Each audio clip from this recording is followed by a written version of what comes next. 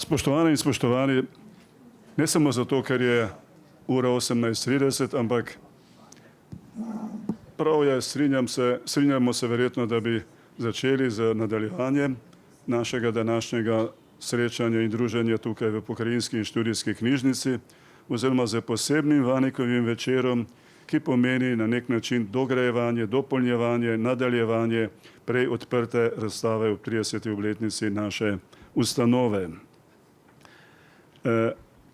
Ko pravimo, da je ta razgovor dopolnitev otvoritve razstave, bi se lahko kdorkoli izmed nas ali tudi sicer spraševal, v kakšnem smislu, na kakšen način. Zelo preprost odgovor bi se lahko glasil, pa ni nestrokoven, pa tudi sicer ne preveč strokoven. S kulturno dediščino živimo vsak dan. Kulturna dediščina je na še in še različne načine del tudi našega vsakodnevnega življenja. Pa naj gre za materialno ali nematerialno, snovno ali nesnovno kulturno dediščino. Tudi določena prehrana je pomemben del kulturne dediščine, ki dobi ta status, formalno potrjen ali strokovno potrjen. Drugič, želeli smo organizirati ta razgovor tudi z namenom, da bi v njem predstavili iz tega vidika, torej z vidika kulturne dediščine, zelo na kratko zgodbo o našem vrtu spominov in tovarištva na Petajncih, o čemer sicer govori tudi prej odprta razstava, pa vendarle se nam je zdelo in zdi pomembno, da bi to predstavili. In tretjič, ta današnji razgovor je tudi del projekta, v katerem sodelujemo, ustanova mislim, skupaj z nekaterimi drugimi, kot pravimo, deležniki tukaj v Prekmurju, ki sicer je finančno podprt v okviru LAS-ovega programa, ki je še kako neposredno povezan z vprašanjem ohranjanja kulturne dediščine, ozaveščanja o njegovi vlogi in pomenu, in ki predvsem pomeni tudi zelo konkretno sodelovanje med številnimi nami deležniki, ki smo tako ali drugače povezani z kulturno dediščino. Mimogrede pa ne bi seveda želel sedaj že uvodoma širše govoriti.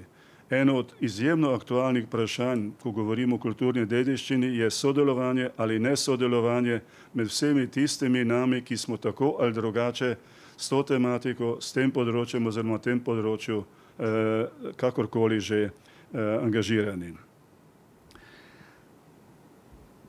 Zato vas tudi naj ne bi zmotilo, oziroma vas prosim za razumevanje, da bi zaradi siceršnjih običajnih pogojev za izvajanje projektov, ki se sofinancirajo in v okviru LAS-ovih programov oziroma širših evropskih programov za podpise, ker je pač to ena od formalnosti, ki v takih primerih pač mora veljati.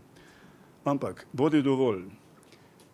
Za današnji razgovor nismo slučajno povabili sicer že danes prej na otvoritve razstave omenjeno našo tudi veliko prijateljico, ki je mimogrede bila ne samo enkrat tudi v vrtu spominov in tovarištva, in to v vlogi pomembne, izjemno aktivne članice društva Dobrnič, tudi takrat, ko smo v vrtu spominov in tovarištva zasejevali in zasadili spominsko drevo skupaj z društvom Dobrnič.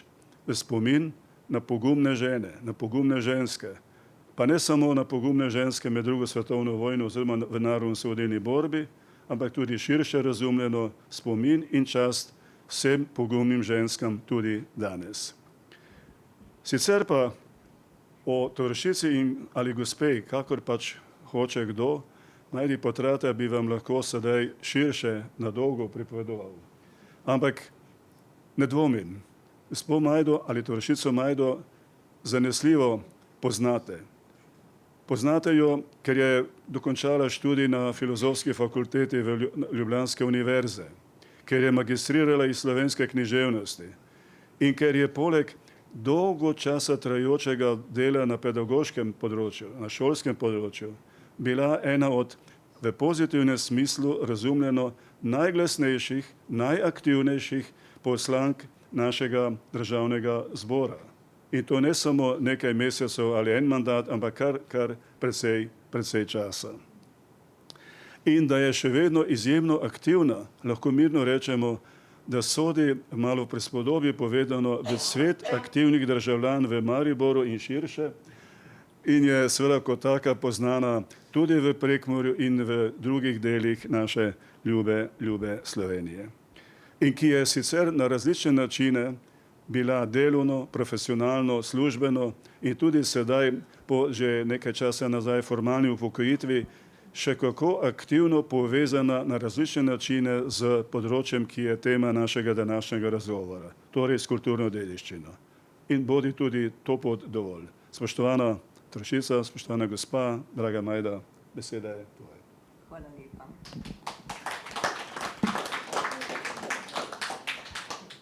Hvala za tako lep uvod.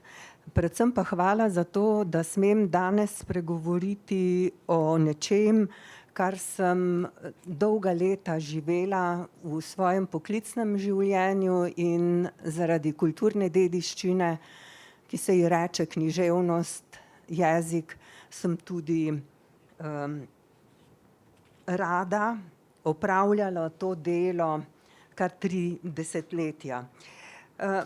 V uvodu je bilo tudi rečeno, da nas kulturna dediščina spremlja v vsakodnevnem življenju.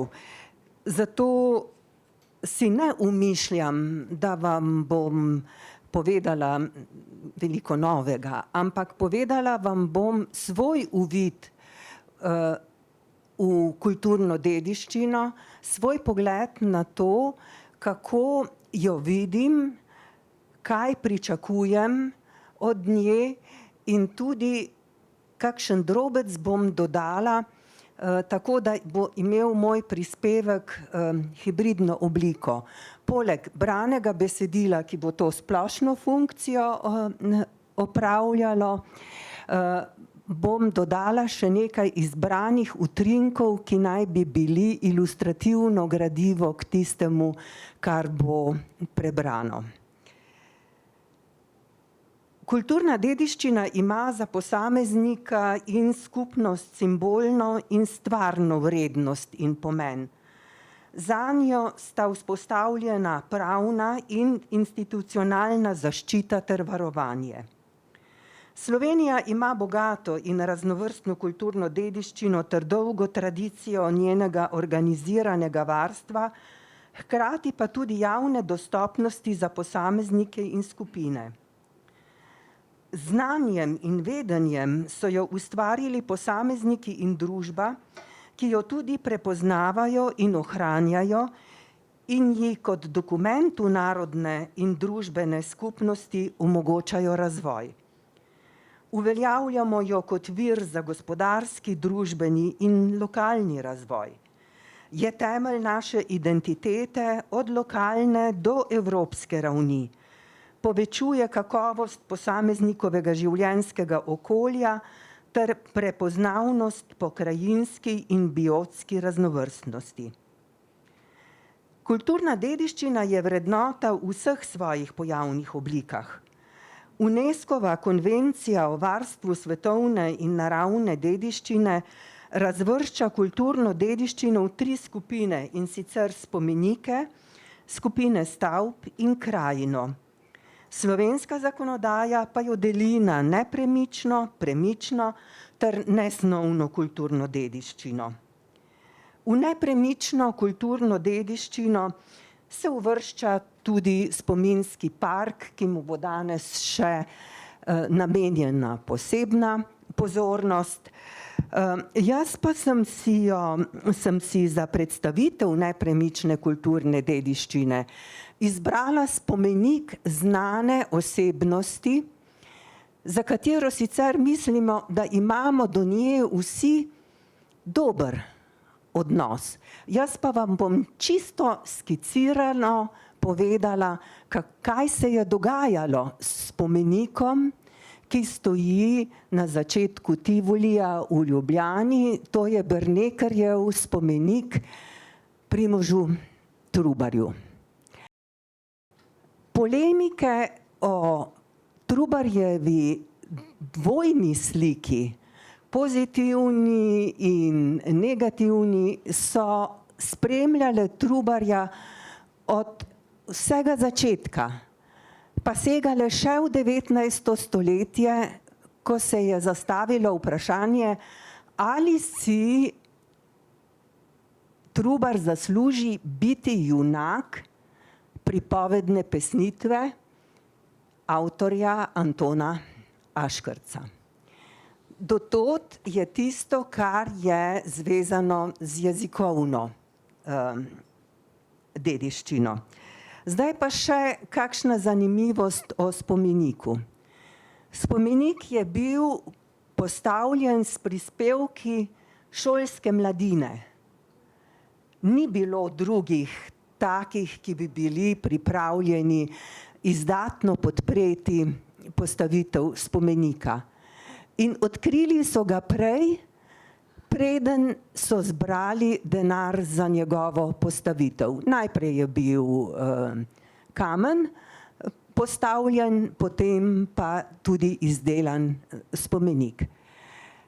Ampak če bi danes povprečnega Slovenca vprašali, ali vam kaj ve povedati o Primožu Trubarju, bi se ga vsaj iz šolskih let spomnil povsem dobrem. Ampak če bi pogledali učbenike še v 19. stoletju,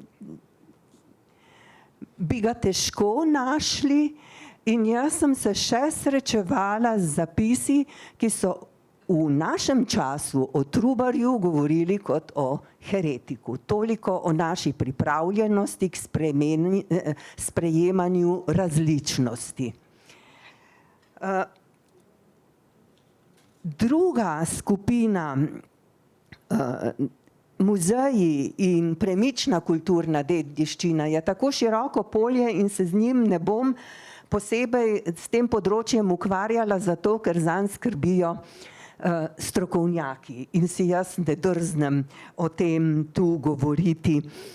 Bom pa govorila o nesnovni kulturni dediščini. Ta kulturna dediščina ima v registru do zdaj 140 različnih primerov nesnovne kulturne dediščine, obsega prakse, predstavitve, izraze, znanja in veščine, ki jih skupnost in posamezniki prenašajo iz roda v rod, ter jih nenehno prakticirajo kot odziv na svoje okolje, naravo in zgodovino. Z njo so povezane tudi premične, recimo inštrumenti, orodja, predmeti, izdelki, artefakti, kulturni prostori in tako naprej. Jaz sem se odločila vam iz skupine nesnovne kulturne dediščine povedati nekaj besed o tisti nesnovni kulturni dediščini, ki me je v moji mladosti veliko spremljala, potem pa je po osamosvojitvi nekako izginila. V zdajšnjem stoletju, se pravi 21. pa se znova oglaša, in zato se mi zdi, da je prav, da rečem nekaj besed o partizanski pesmi, ki je tudi v registru nesnovne kulturne dediščine, in sicer v obliki zborovskega petja. Trije nosilci te nesnovne kulturne dediščine so partizanski pevski zbor iz Ljubljane, to je moški pevski zbor, potem ženski pevski zbor kulturnega društva Kombinat, to je ženski pevski zbor. Saj zanimiv je nastanek tega zbora. Nastal je zelo spontano, ko so ob neki družabni prireditvi mlade ženske začele prepevati partizanske pesmi, potem je pa iz tega nastal nastala glasbena skupina, ki je doživela zelo dober sprejem tudi na različnih uradnih prireditvah in počastitvah slavnostnih dogodkov. In tretji zbor, ki je varuh, je moški pevski zbor Slava Klavora, med drugim domači pevski zbor parka, spominskega parka. Posebnost tega je, da je to edini moški pevski zbor, ki nosi žensko ime. Ampak ima dolgo tradicijo. V zvezi s partizanskimi pesmimi bi pa preskočila še k tistemu delu kulturne dediščine, ki je živela kot živa pesem v času partizanskih bojev med drugo svetovno vojno in je potem v projektu akademika Borisa Paternuja doživela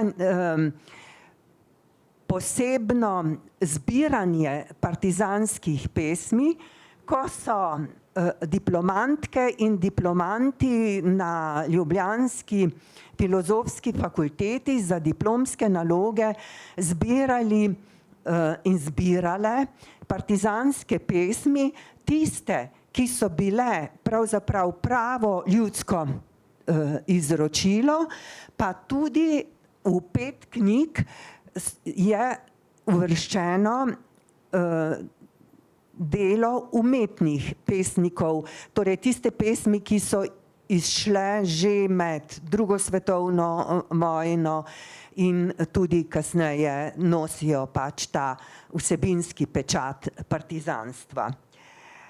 Po osamosvojitvi je propadlo veliko založb, med drugim tudi založba Borec, in projekt ni imel obeta za nadaljevanje izhajanja, tako mu je bilo pisano, da bo končal v mlinu kot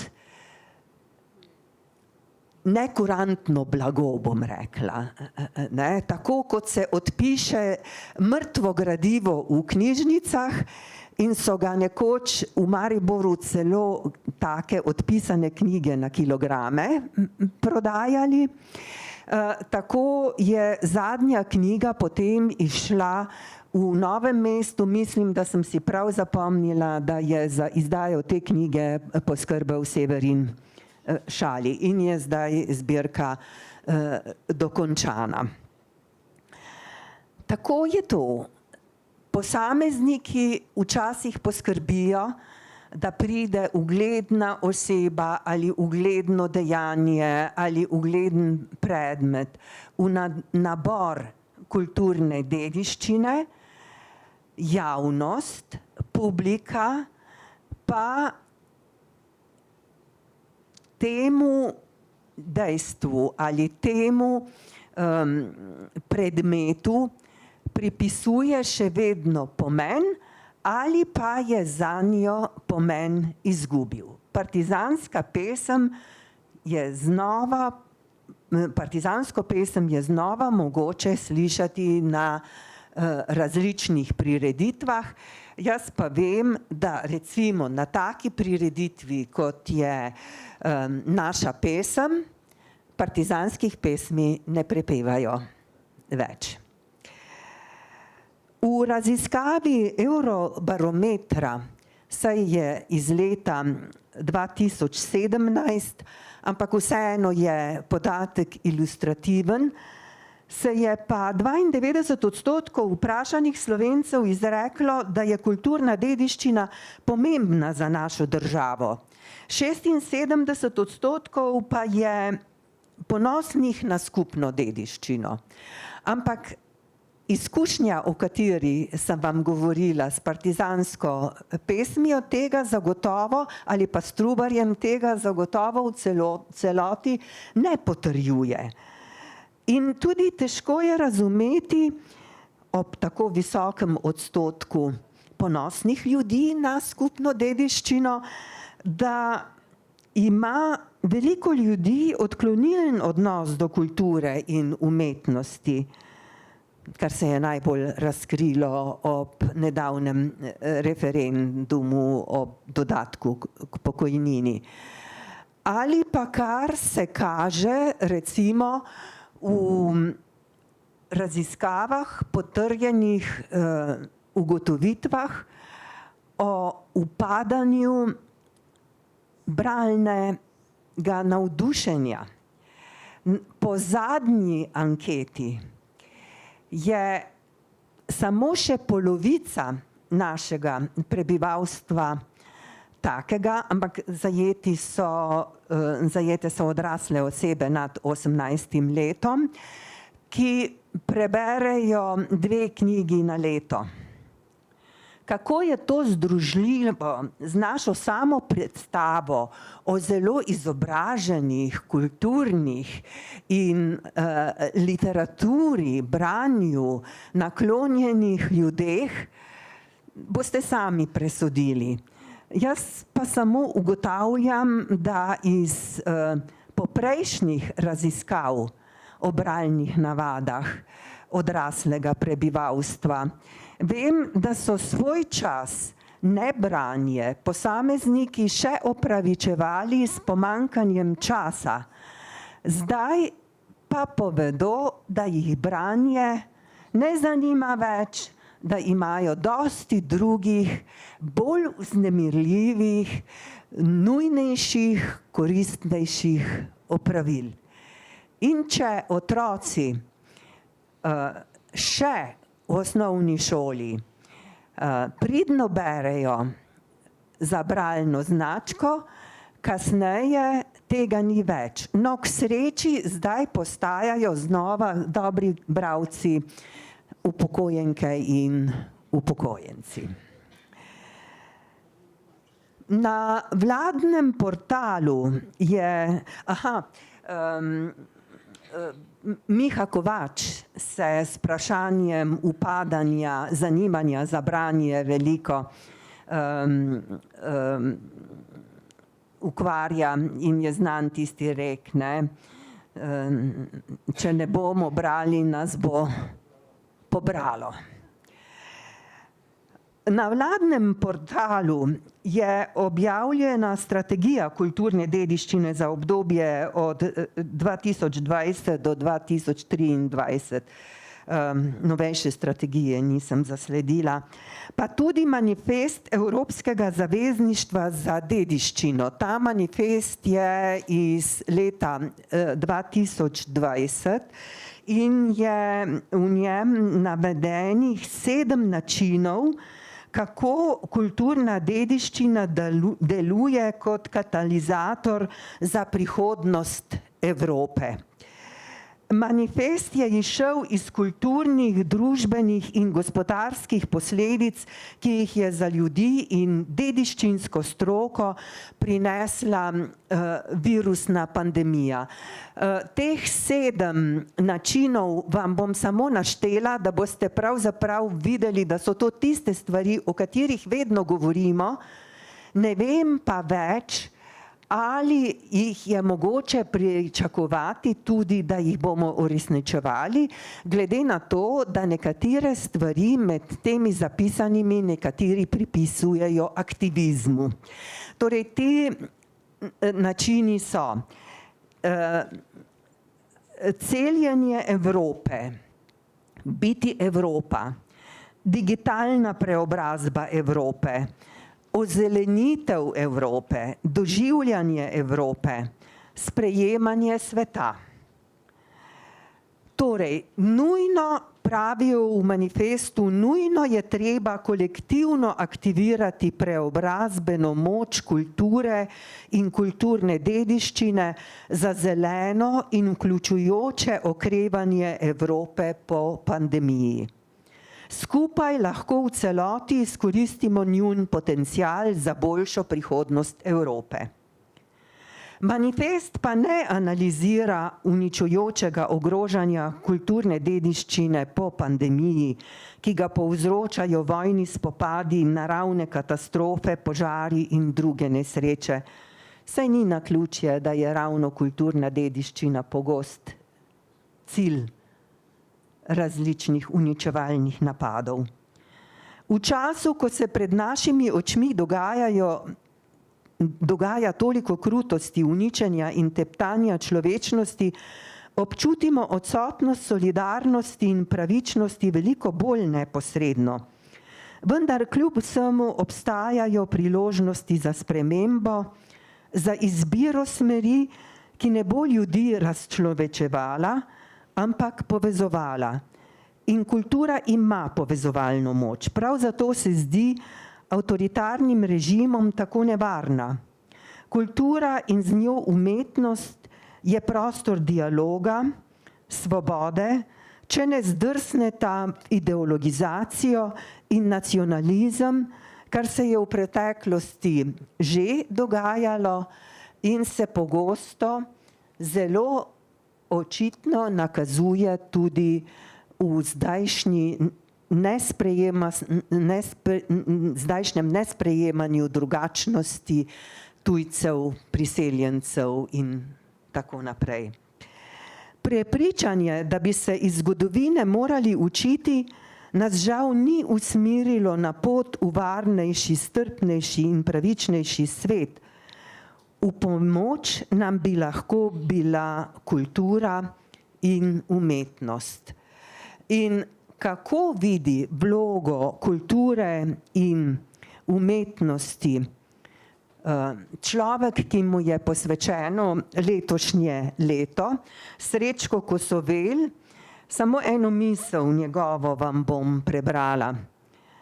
O poslanstvu umetnosti je zapisal: umetnost je prav tako mogočna sila, življenje vodi, kakor recimo politika in gospodarstvo. Za napisati eno pesem je treba poznati ves svet. Druga oseba iz umetnosti pa je Zofka Kveder, ki je tudi posvečeno letošnje leto. Tudi njej ni bilo naklonjeno dolgo življenje, ampak v zgodnejših letih je napisala neko kratko prozo z naslovom Jaz sem tako bogata. In poglejmo, kje je to njeno bogatstvo. Jaz sem tako bogata. Na cesto bi šla in vsem ljudem bi rekla: tukaj vzemite, vzemite. Jaz bi dolgo, dolgo živela še potem, ko bi umrla. Kajti jaz sem bogata. Koliko vsega je v mojem srcu, v moji duši, in jaz vržem vse med ljudi in vsi morajo biti z menoj mladi in močni in vsi morajo čutiti, kako krasno, kako bogato je življenje. In zdaj prehajam k koncu. Ljudje si velikokrat zastavljamo vprašanja povezana s poreklom, jezikom, identiteto. Ko iščemo odgovore na vprašanje, kdo sem, kaj sem, si ne moremo odgovoriti, če se ne poglobimo v svojo preteklost, vpeto v skupnostno, ki nas določa v rodovnem, značajskem in nazorskem smislu. Kaj nas je oblikovalo kot posameznika in kot skupnost? Kaj nas je ohranilo kot skupnost v jezikovnem in kulturnem smislu? Zato ohranjamo spomin na usodna obdobja v svoji zgodovini, če hočemo v varno prihodnost in če hočemo obstati. Pozabljanje, spregledovanje in odrivanje spomina vodi v izgubo celovite skupnostne preteklosti, v skupnost brez zgodovine, to pa je skupnost brez identitete. S tem pa ji je odvzet razlog za samostojni kulturni obstoj, za lasten jezik. Brez pripadnosti svoji jezikovni skupnosti in zavezanosti narodni skupnosti izgubimo največ, kar imamo. Izgubimo svoj jezik. Izgubimo, kar je naša dragocena kulturna dediščina, porojena v 16. stoletju in negovana skozi stoletja do skupnega slovenskega knjižnega jezika sredi 19. stoletja. Kar nerodno mi je, da to pred Jesenškom berem. In jezik je po Humboldtu edina prava domovina. In če ponovim za Župančičem, razširi, raztegni se krog domovine v pesmi z vlakom. Kamor stopi mi noga, na svojih sem tleh. Kamor nese me jadro, na tvojih valeh. Kamor hoče srce, pri svojih ljudeh. Po svojem jeziku sem tam. Zato ni naključje, da so na zaključku našega skupnostnega spomina na začetku našega skupnostnega spomina brižinski spomeniki in drugi jezikovni spomeniki, da so v središču našega nacionalnega spomina tvorci slovenskega knjižnega jezika in da spomeniki in spominskimi dnevi ter prireditvami utrjujemo posameznikovo in skupnostno zavest, pripadnosti in povezanosti kljub različnostim. Zato moramo premisliti, kaj vse nas je v preteklosti oblikovalo, česa vse še ne vemo in kaj vse spreminja našo predstavo o preteklih dogodkih na ozemljih, ki sedaj tvorijo našo državo. Nedavno tega sem bila na predstavitvi knjige znane poznavalke rokopisov Nataše Golob. Preberi ti, oprostite, zdaj sem pa izgubila rdečo nit in pozabila natančen naslov. Pri Mohorjevi družbi je izšla knjiga o literaturi v srednjem veku na Slovenskem in njeno občinstvo. Zato postoj ti, ki greš tudi mimo in preberi. Kajti to je literatura v latinskem jeziku. In čeprav ni v slovenskem jeziku, je tudi sooblikovala humus našemu razvoju, kultiviranemu zapisovanju v latinščini. Včasih se nekateri sprašujejo, kam denimo s pisateljicama, kot sta Brina Svit ali Maja Haderlap, ki pišeta v francoščini in nemščini in v slovenščini. Kam z vsemi tistimi, ki so pozabljeni in spregledani, zlasti gre za pozabljeno polovico, to je za žensko polovico ustvarjalk naše kulturne dediščine. In še bi vam lahko naštevala, česa vse ne vemo in kaj vse štejemo za prvo, zato ker tistih dogodkov prej ne poznamo. Mene so še učili, da je bila slovenščina jezik tlačanov in kmetov, ampak Pavle Merku je odkril korespondenco Koraduci,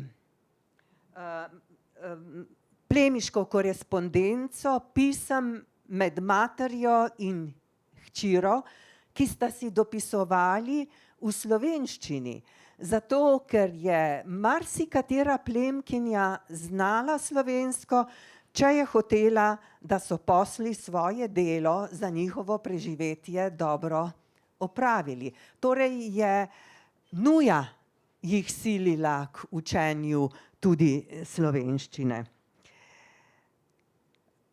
V hitro spreminjajočem se svetu, v katerem hočeta naše življenje krojiti moč in kapital, je treba graditi pot v prihodnost tudi na vrednotah, temelječih na bogastvu in razsežnostih vseslovenske in njene pokrajinske ter lokalne kulturne dediščine. Hvala.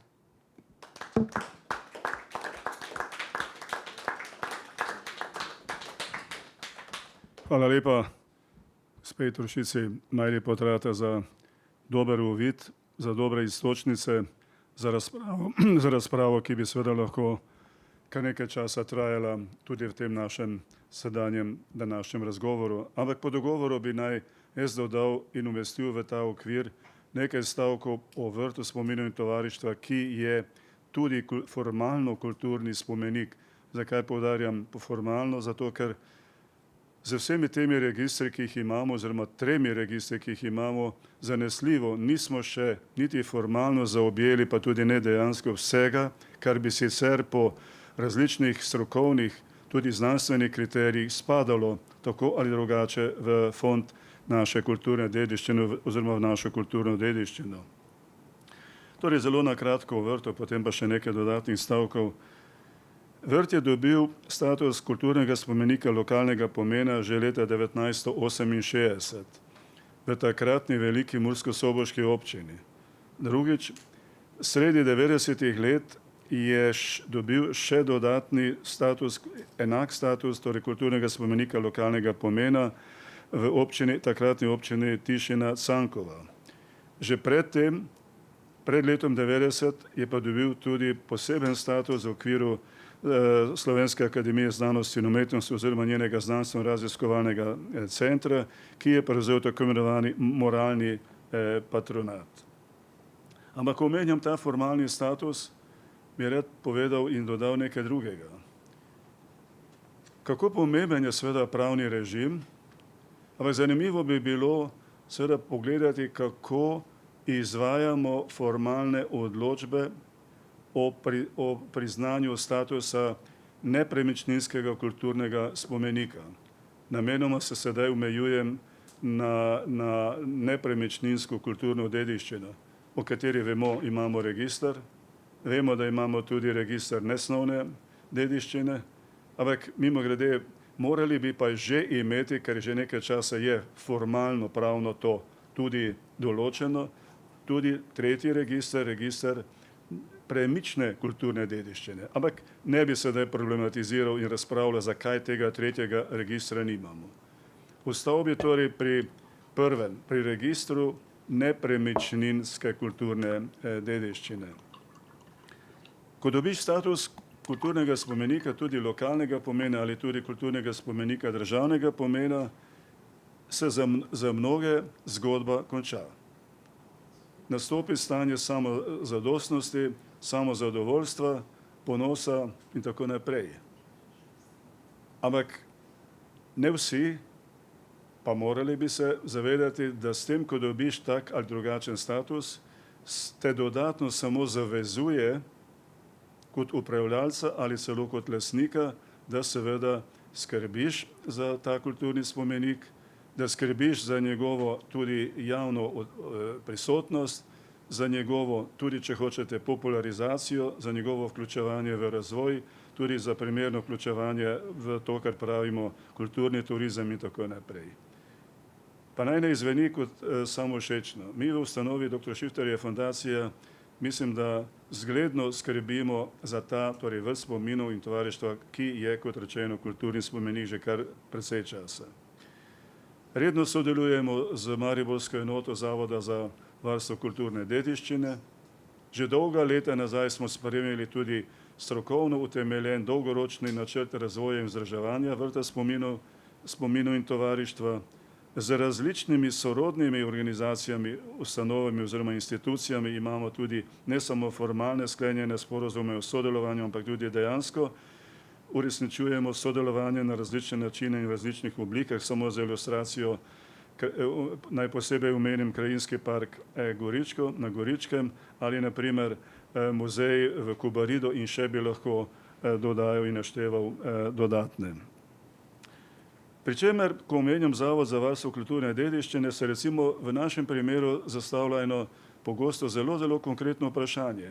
Ali bi pri veljavnem pravnem režimu morali za vsak poseg v vrtu, za vsako sanacijo v vrtu ali za vsako podiranje recimo drevesa, suhega drevesa, zaprositi za ustrezno soglasje Zavoda za varstvo kulturne dediščine.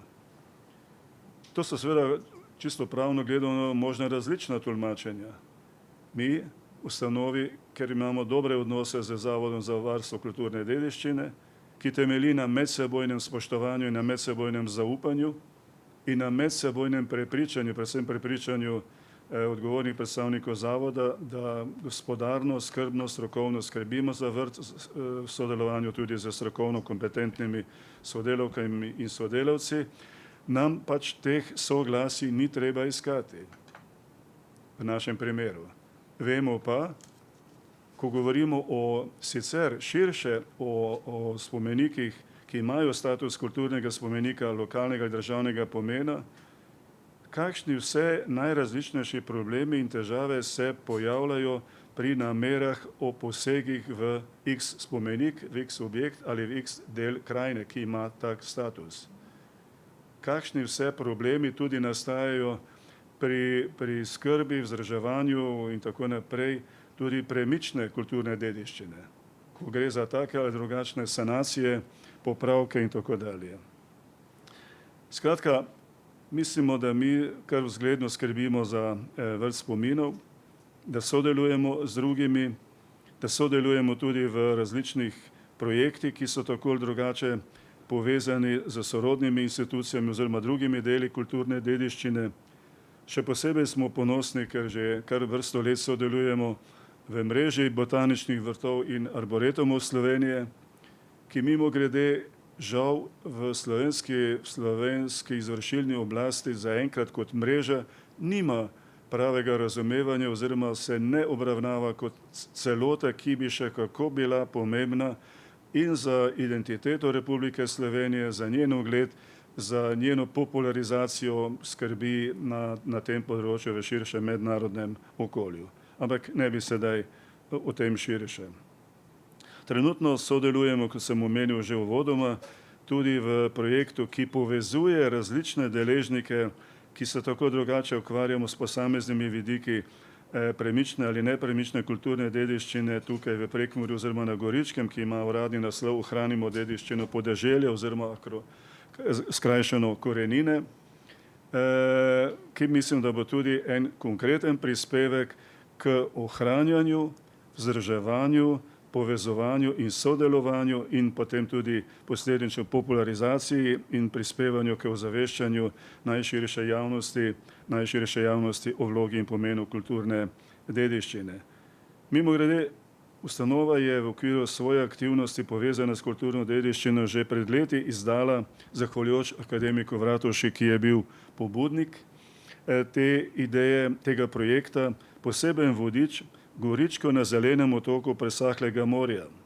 To je vodnik po znamenitostih občin na območju Krajinskega parka Goričko. To je kompleksen vodič o vseh kulturno-zgodovinskih in drugih po strokovnih kriterijih ocenjevanih zanimivostih in znamenitostih na tem območju, torej na območju Krajinskega parka Goričko. Ne omenjam tega vodnika zaradi nekega cenenega EPP-ja, ampak zaradi nečesa drugega. Vi vsi ali mi vsi poznamo številne take in drugačne, predvsem za turistične namene pripravljene in izdajane prospekte, v katerih najdemo seveda marsikaj. Različnejše znamenitosti, ki so po izboru takih in drugačnih pripravljalcev domnevno zanimivosti, ker se meša vse mogoče.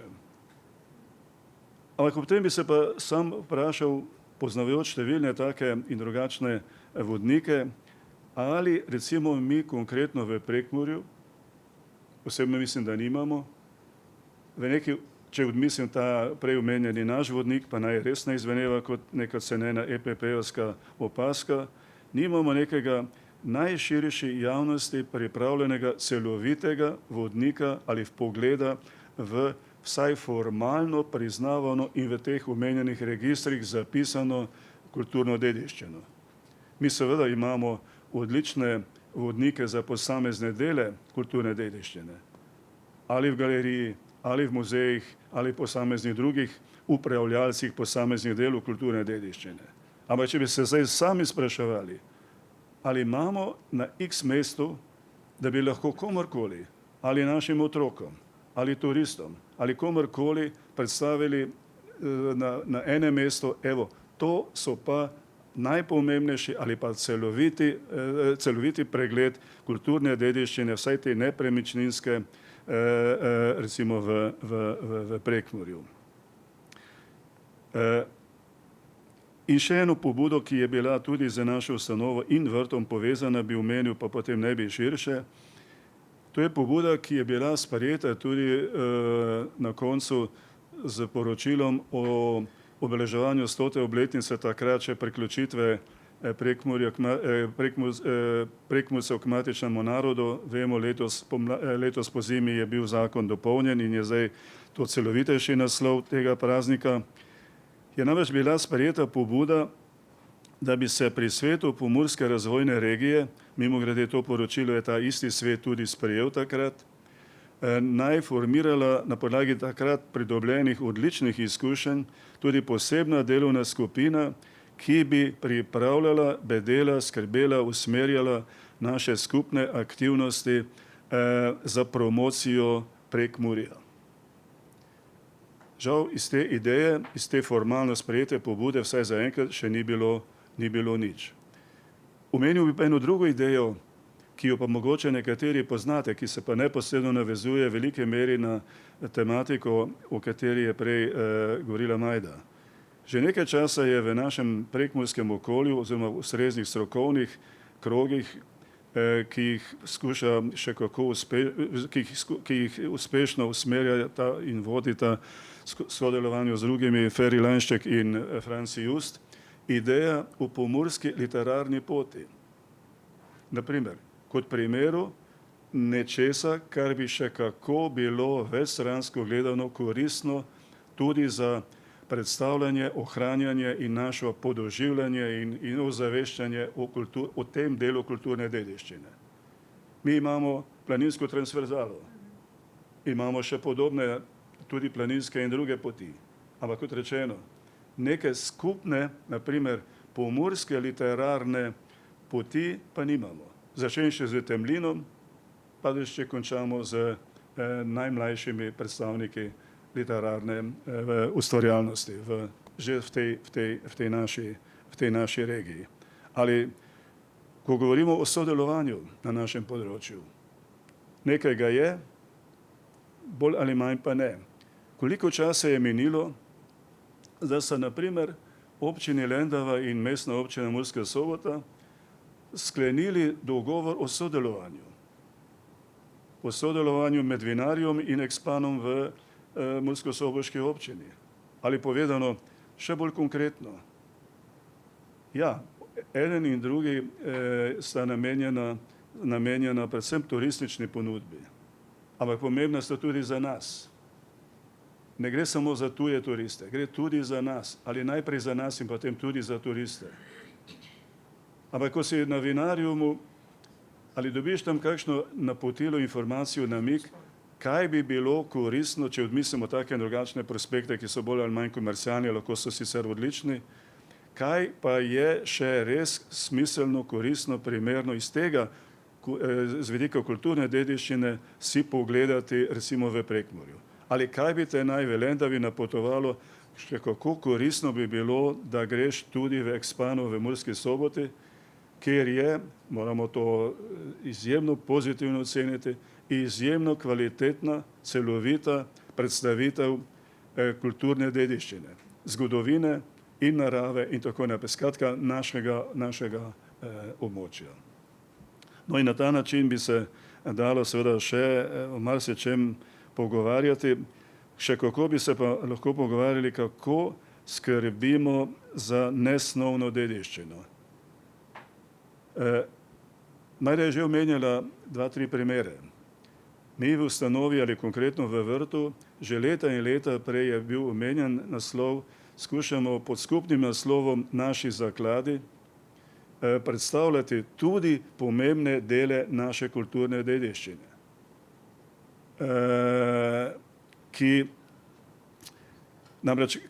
torej Naši zakladi je ime, ki ga je prav tako predlagal že pred mnogimi leti akademik Vratuša, zajema ne samo materialni del, ampak poudarek našega projekta Naši zakladi je na predstavljanju, popularizaciji nesnovne kulturne dediščine v najrazličnejših oblikah. Mimogrede, ker je bila prej omenjena Slava Klavora in pevski zbor, moški pevski zbor Slava Klavora, naj dodam, oni sami so pred leti sebe razglasili, da so dvorni pevski zbor naše ustanove oziroma vrta na Petajncih, da je bila Slava Klavora mimogrede tudi fizično na Petajncih julija leta 1941, da se je po vrnitvi mimogrede z plavanjem so jo ilegalno, brez problemov spravili čez Muro in na enak način nazaj tudi v Maribor, kjer je zahvaljujoč izdajstvu bila izdana, bila nekaj časa zaprta v Mariboru, premeščena potem v zapore v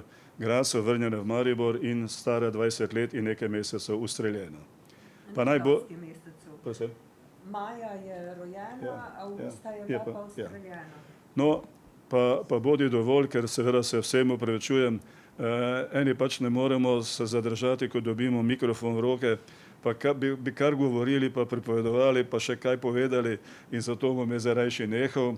Razumite to poleg kratke informacije o vrtu iz vidika varovanja, vzdrževanja, skrbi, popularizacije za kulturno dediščino, nekaj iztočnic za našo nadaljnjo razpravo.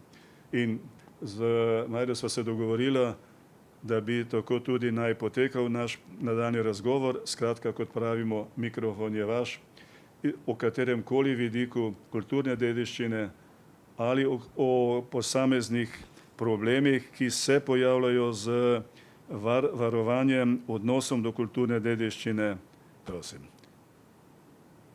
Kdo se bo prvi ojunačil ali upogumil, da kaj doda?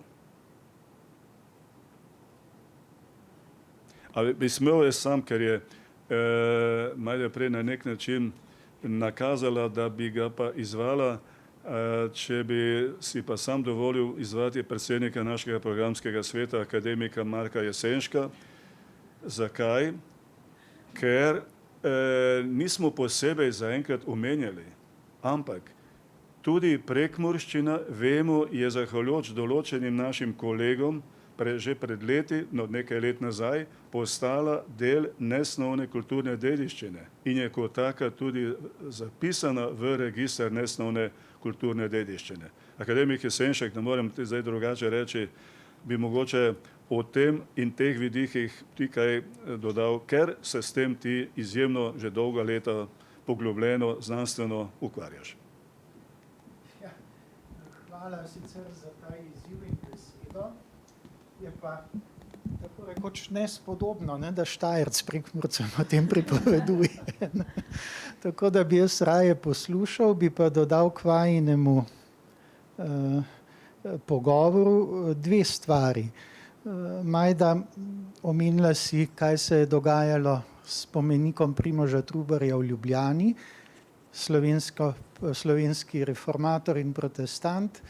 150 let kasneje se je podobna zgodba kot na Kranjskem odvijala tukaj v Prekmurju in tako kot imamo Dalmatinov prevod Biblije leta 1584, dobimo 1771 Kuzmičev prevod Svetega pisma Nove zaveze in to iz grščine. To je prvi prevod Svetega pisma v slovenski jezik iz originalnega jezika. In tako kot Trubar, ki ni bil vedno sprejet tako, kot bi on želel ali pa kot smo mi danes kasneje želeli, podobno je bilo tudi Števanom Kuzmičem. Nesojen spomenik bi že moral stati tu nekje v bližini ali pa v parku. pa od tega ni nič. Jaz mislim, da edino, kar je ostalo od te pobude, je zapis v Kizmičevem zborniku, pa maketa, ki jo je kipar, jaz ne mislim, da knjižnici ali pokrajinskemu arhivu predal. Tako da mogoče bomo tudi Kizmičev spomenik, tako kot smo Trubarjevega dočakali. A ne? To je ena taka zgodba, ki povezuje kranjski in prekmurski protestantizem. Druga zgodba je povezana s šolstvom. Mi vsi govorimo o tem, kako so Krelj, Dalmatin, Bohorič in Trubar ustanovili šolstvo v Ljubljani, poklicali iz Krškega Bohoriča, da je ustanovil stanovsko šolo in smo na njo silno ponosni, ker je Bohorič tam celo predaval, imel ure v kranjskem, torej v slovenskem jeziku. Pozabljamo pa na to, da smo imeli v Prekmurju dokumentirano, dokazano že prej, 20 let prej šolstvo.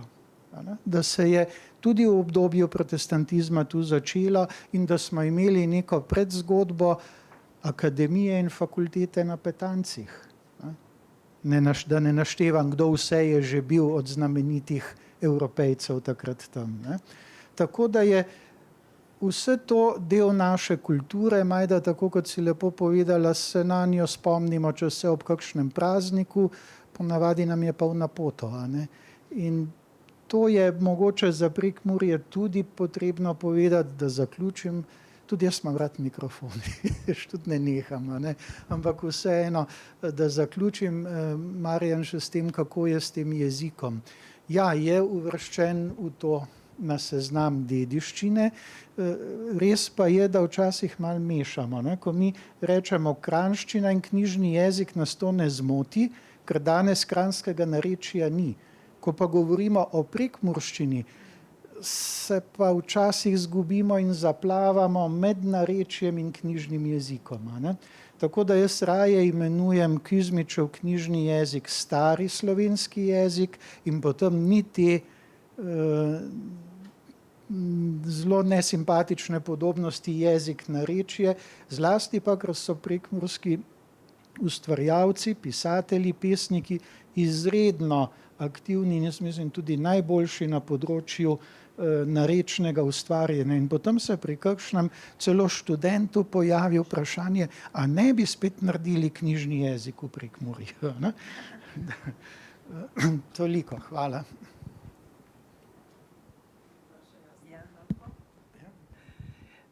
Irma Brodnjak-Firbas iz Galerije Murska Sobota prihajam, tudi jaz Štajerka, ampak 20 let že skoraj delujem tukaj v Soboški galeriji.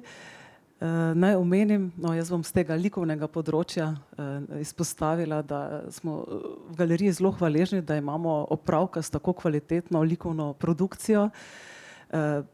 Pojem prekmurski umetnik nekaj velja, redko kdaj slišimo za druge regije, za druge pokrajine, da bi likovne umetnike izpostavljali tudi s to regionalno geografsko oznako. In v naši galeriji se trudimo skrbeti za njihovo promocijo, tako z njihovimi samostojnimi razstavami, kot z odkupi v stalno zbirko. Tudi donacije nekaj, to sta dva možna načina in trenutno imamo v stalni zbirki, radi rečemo, da gre za našo skupno dediščino, katere upravljalec smo mi. 916 umetnin, imamo pa to smolo, da nimamo prostora, kjer bi neki najbolj reprezentativen izbor iz te stalne zbirke bil ves čas na ogled. To zlasti tisti, ki prihajajo iz drugih delov Slovenije, pogrešajo, da bi nekako ta likovni izraz tega prostora lahko ves čas videli. Ne samo takrat, ko po segmentih to stalno zbirko prikažem in razstava traja 2-3 mesece. Torej, tega bi si želeli, neko rešitev na dolgi rok najti, da bi imeli neko dislocirano enoto, ki bi bila posebej namenjena prav likovni produkciji tega prostora skozi čas. Ta tradicija je že, bi rekla, zelo utrjena, zelo uveljavljena in prav je, da opozarjamo na njo tudi mlajše rodove, da bodo vedeli, kaj gledajo tudi v javnih prostorih in tako naprej. Opozarjamo tudi na dediščino v samem mestu, arhitekturno, o javnih plastikah skozi naše programe. Zlasti se mi to zdi pomembno v smislu vzgajanja nekega estetskega čuta, in da bodo mladi vedeli, mimo katerih kipov odhajajo vsak dan v šolo in se vračajo proti avtobusni postaji, naprimer, ko imamo ta nekdanji Murin park, skulptur na ulici Štefana Kovača, imajo res kvalitetno plastiko slovenskih modernistov na ogled in morda ostane kaj na dolgi rok, ne, pa se bodo skozi čas spominjali, aha, saj to sem že nekaj videl, ne, morda še zdaj ne znajo tega v polni meri ceniti, ampak jaz vseeno verjamem, da kvalitetna javna plastika prav tako vzgaja naš estetski čut.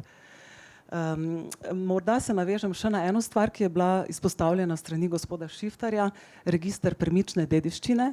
Mi ga vodimo in tega je zmeraj več. V bistvu popisujemo javne zbirke, naprimer nazadnje v bolnišnici Murska Sobota smo začeli, kar nekaj dela še nas čaka.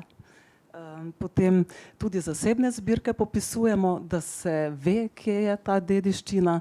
Tudi ne nazadnje, ko bomo delali v prihodnje kakšne razstave, da vemo, od kod si naprimer kakšno delo posoditi, da vemo od avtorjev, kje so ta dela, ne. Skratka, teh pobud je presenetljivo zmeraj več, tudi strani zasebnikov, in kar nas zelo veseli. To je tudi en del, zelo pomemben del naše javne službe, ne. Morda manj viden, ne, ampak na terenu in z številnimi deležniki. Skratka, zanimiv mogoče en vidik, ki je mogoče manj opazen pri našem delovanju, ja.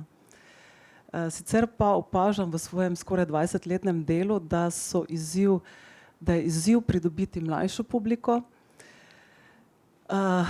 Od leta 2011-2012 nekako opažam, da je vse težje ubesediti to, kar vidijo, besedišče se izgublja. Potem sem malo preverjala in to dejansko sovpada z splošnim razširjanjem pametnih telefonov. Očitno je precej posledic vidnih, no jaz jih res iz prve roke opažam in največji uspeh je pridobiti njihovo pozornost. Potem gre, potem steče, ampak da jih umiriš, ne. In po koroni, zlasti po koroni vidim, da tudi pri drugem segmentu naše publike, pri starejših obiskovalcih vidim zelo izrazito težnjo po druženju. Torej ta socialna komponenta, če še ta pol nekako zajamem. Skratka, ljudje se pridejo v galerije, muzeje tudi družiti, ne samo izobraževati, ampak ne vem, smo imeli, se spomnim, eno likovno delavnico kmalu po koroni za odrasle ali pa ne vem, tudi upokojence in so namesto 3 ure se zavlekla v 6-urno delavnico, ne. Pozabili smo jesti, piti vmes, karkoli, samo da so lahko bili ljudje, da so imeli priložnost se pogovarjati, družiti, biti opaženi, ne. Skratka, vzgibi za obisk galerij in muzejev niso samo izobraževalne narave, ne. Fino je, da pridejo seveda prvič z vrtcem, za šolo, galerija tudi prihaja na obisk ven, torej galerija niso samo zidovi, ne, ali pa dejavnost znotraj galerijskih zidov, ampak probamo čim bolj delovati tudi širše v lokalnem okolju, ne. Tako da trudimo se, ni zmeraj enostavno znotraj teh obstoječih finančnih možnosti in kadrovskih, ampak imamo zelo hvaležno publiko, no. Toliko. Lahko samo nekaj dodam iz svoje šolske prakse. Ko sem leta 70 začela učiti na trgovski šoli, ne, to je 3-letni program, smo v učnem programu imeli še umetnostno vzgojo, kar pomeni, da smo imeli usmerjeno vpeljevanje v različne umetnostne zvrsti, tudi obiskovanje galerij, gledaliških predstav, ampak veste, zanimivo je, ko se je predmetnik spreminjal, so po moji izkušnji vedno iz učnega programa leteli osebnostno formativni predmeti, ti so bili odveč Imeli so pa ljudje celo vrsto idej, kaj vse bi v predmetnik bilo treba vključiti. Pa ne bom šla naprej, kako bi zdaj morali biti kar vsi gospodarstveniki, če bi hoteli v šolo hoditi in se ideje ne končajo. Bi pa v zvezi z registrom nesnovne dediščine nekaj rekla, da bi si želela, da bi bil pregledneje ta register urejen. Zdaj, če pogledate, povedala sem 140 enot je. So enote kar brez kakršnega koli reda navedene in najdete prekmurske remenke, pa potem čez nekaj časa Šotiš, pa najdete triglasno petje, pa čez čas štiriglasno, pa potem zborovsko petje. Brez reda niti ni uvrstitve po zvrsteh, niti po regionalni pripadnosti, ne? Da bi nekdo, ki bi šel v Prekmurje samoiniciativno, tam pogledal, kaj lahko v Prekmurju pričakuje, si ogleda, kakšna je tradicija tu je zelo veliko. Izkušnja s registrom mariborske občine je pa taka, ko sem Svobodna misel, v njej Miran Hladnik objavlja seznam spomenikov partizanskih. No, ampak poglejte, če gledate pa uradni register, ki bi ga mestna občina morala biti, meni na zavodu niso znali povedati, pa ne na občini, kaj se je zgodilo s spomenikom Slave Klavore, ki ga je naredila Vlasta Zorko. In na tistem mestu, kjer je bil prvotno postavljen spomenik, tistega spomenika ni, ampak je iz podstavka preprosto se verjetno ne sam premaknil na steno prostorov krajevne skupnosti in to ni nikjer zabeleženo. In tako izginjajo spomeniki, kot da bi nekaterim bilo vseeno, ampak spomenik je spomenik, hkrati je pa tudi umetniški subjekt, da tako rečem, ne? Je predmet z umetniško vrednostjo.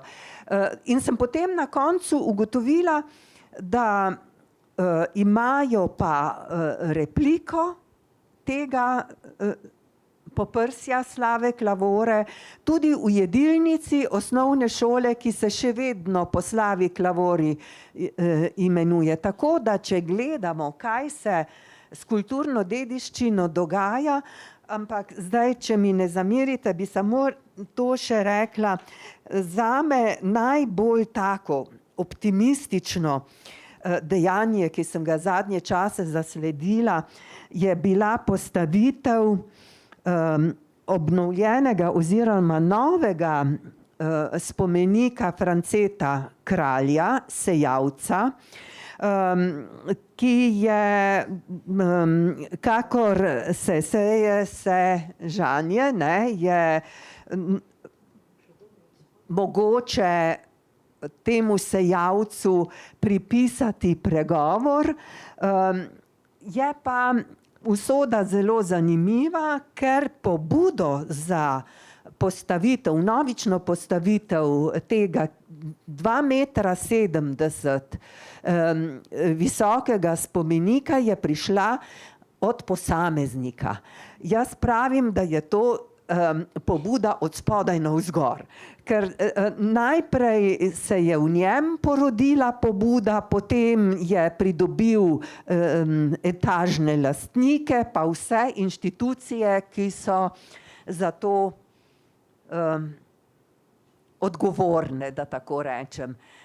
Je pa spomenik propadel zato, ker je po izjavi sina, zdaj že pokojnega Franceta Kralja, oče eksperimentiral in je naredil leseno osnovo s, mislim, da se reče obitim bronom, potem prekrito in je sredina propadla, zato ker stiki niso bili dobro napravljeni.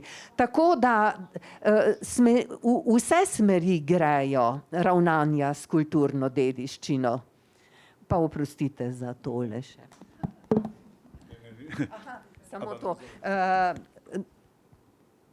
Še en naslov vam dolgujem, ne, tistega, ki sem pozabila, kako se mu reče.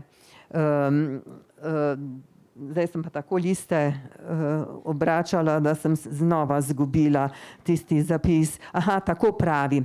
Pozdravljen ti, ki to bereš. Namreč meni se zdi ta naslov izjemen, zato ker obe komponenti združuje rokopise, ohranjene rokopise in hkrati opozarja, da je namenjeno tudi temu, kdo so bili bralci teh rokopisov. Hvala. Izvolite. Hvala. Jaz bi samo omenila, izpostavila svoj spomin na dr. Vaneka Šiftarja, bil je moj profesor ustavnega prava, s katerim sem zelo dobro sodelovala, makar kot študentka, vsi smo se ga pa zelo bali. Tudi, no, sva že dva. Lejte, in kljub temu, kako velik človek je bil in kako je razumel tudi človeka, ki je bil študent, ne? Ni šel on iz nekega pediestala tebe obravnavati, ampak te je, če si pokazal interes, te je hitro kot sebi enakega vzel, kar marsikdo ne zmore.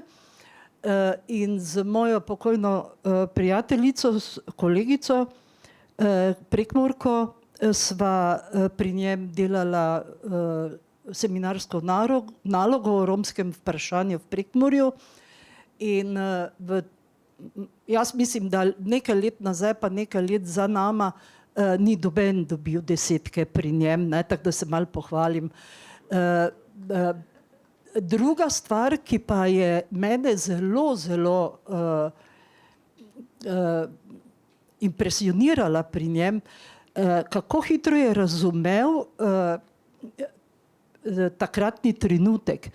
Namreč moja dejavnost je segala tudi na takratnih možnostih na druga področja in sem imela možnost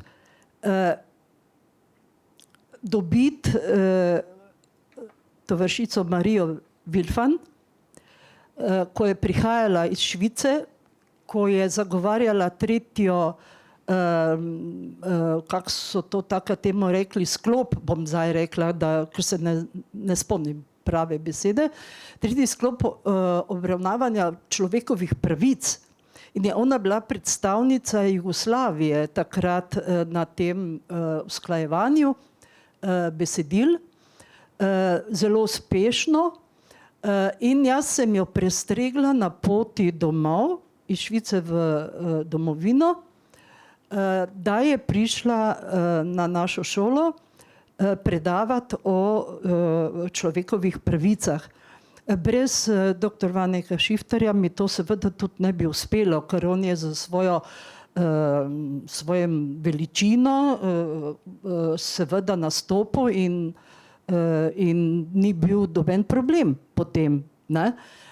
Kako je pa bil pozoren ali pa ne teh stvari maral, mogoče boste vi kot sin vedel reči kaj več o tem, ampak bilo jo je potrebno potem povabiti na kosilo in sva se dogovarjala, da bova šla, torej jaz in on. Tako je završalo po šoli, kar nekaj profesorjev se je hotelo tega tudi udeležiti, ampak dekan ni dal denarja. On pa je to svoje mesto odstopil dr. Miroslavi Geč Korošec. Tako da smo šli na takratni Habakuk na kosilo in ona ni hotela iti v hotel, dokler se ni dovolilo prisostvovati tudi njenemu šoferju.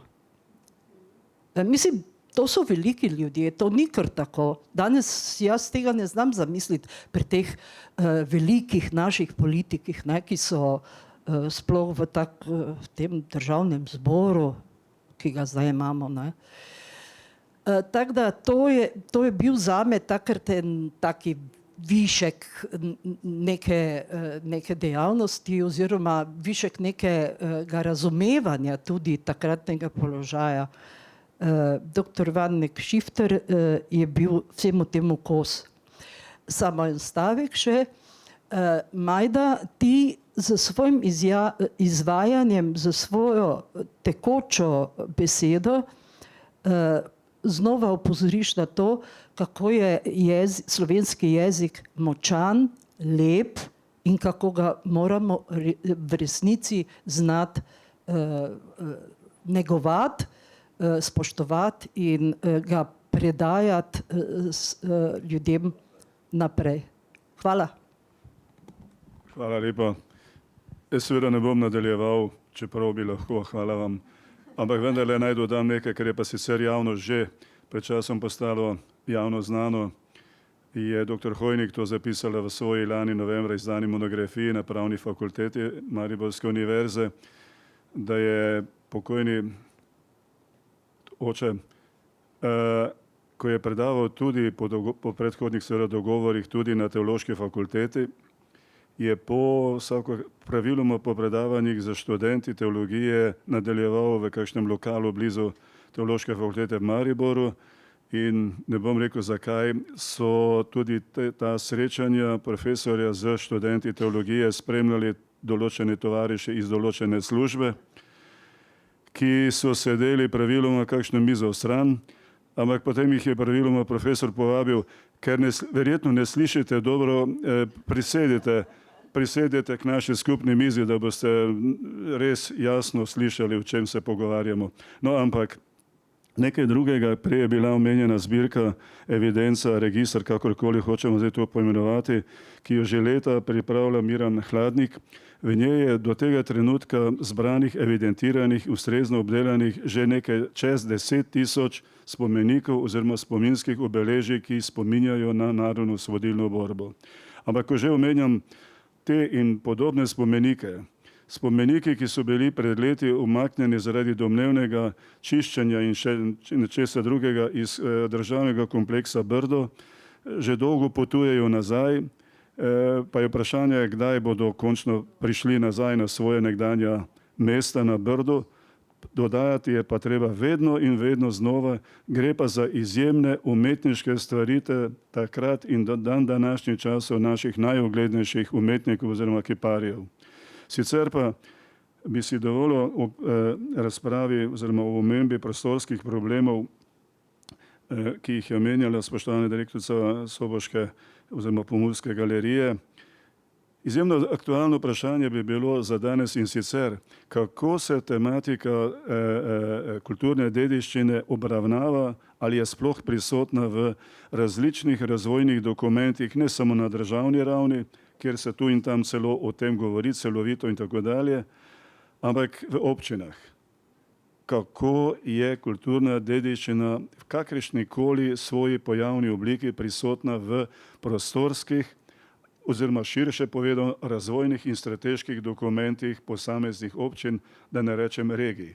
In tudi to je eden od vidikov, ki bi še kako utemeljeval, da bi končno oziroma čim prej pa vendarle realizirali ustavno določbo, ustavno zavezo o vzpostavitvi pokrajin.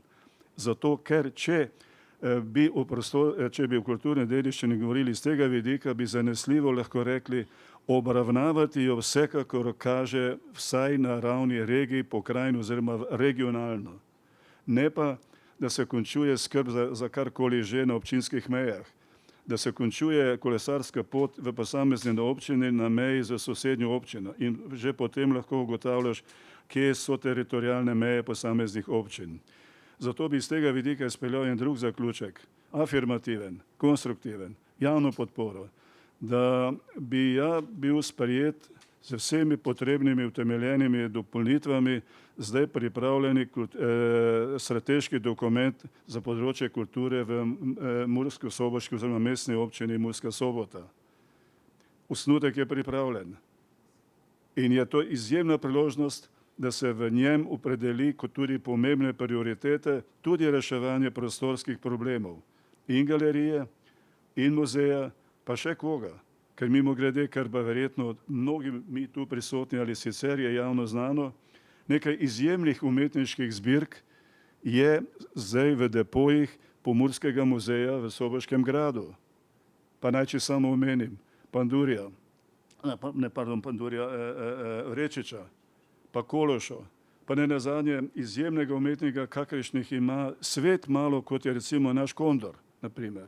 To so izjemne zbirke, za katere bi bilo še kako utemeljeno, da bi bile dnevno javno dostopne nam, tu živečim ali vsem, ki prihajajo v naše kraje. In samo še ena drobna opaska, ki je povezana tudi z razmišljanji, kaj, kako v lokalnih okoljih delamo.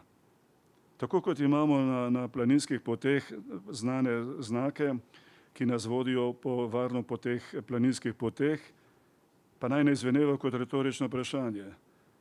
Katere nepremičnine, na primer v Murski Soboti ali v katerikoli občini ali kraju v naši regiji ali krajih, so kulturne, so spomeniki lokalnega pomena oziroma deli nepremičninske kulturne dediščine? Ne vemo. Iluzorno je pričakovati, da bomo vsi hodili gledati v registre, pa se potem na tej podlagi opredeljevali. Zelo majhen strošek je, koristen pa ukrep vsekakor, da bi vsaj poskrbeli, da bi kulturne spomenike oziroma nepremičninske vsaj kulturne spomenike ustrezno označili. Zaradi samih sebe in svojih potreb in tako dalje in seveda zaradi vseh, ki prihajajo v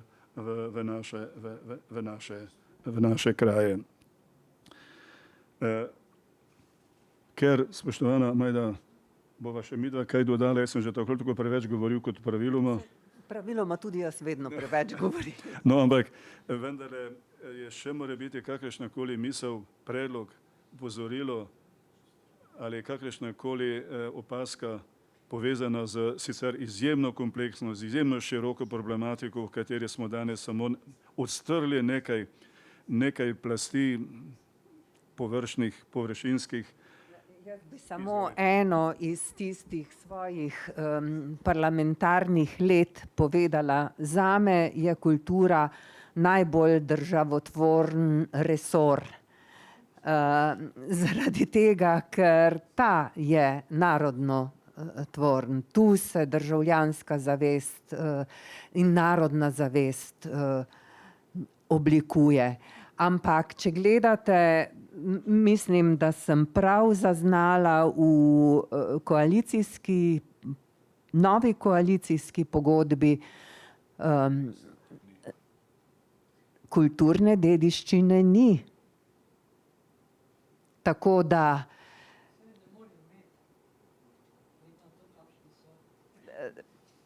no, jaz bi samo tako rekla, ne, spoštovanje do svojega jezika bi najbolj tvorno izražali s tem, da bi nehali sovražni govor uporabljati. Ker je danes sicer dan borbe proti sovražnem govoru. Tako da, spoštovane in spoštovani, če se strinjamo, bi zaključevali današnji razgovor, s katerim smo, kot smo že povedali, dopolnjevali in dopolnili otvoritev naše razstave ob 30. obletnici. Hvala vam za udeležbo, hvala za skupni premislek o sicer izjemno aktualni temi, prevečkrat še vedno spregledovani in podcenjevani v vseh svojih pojavnih oblikah.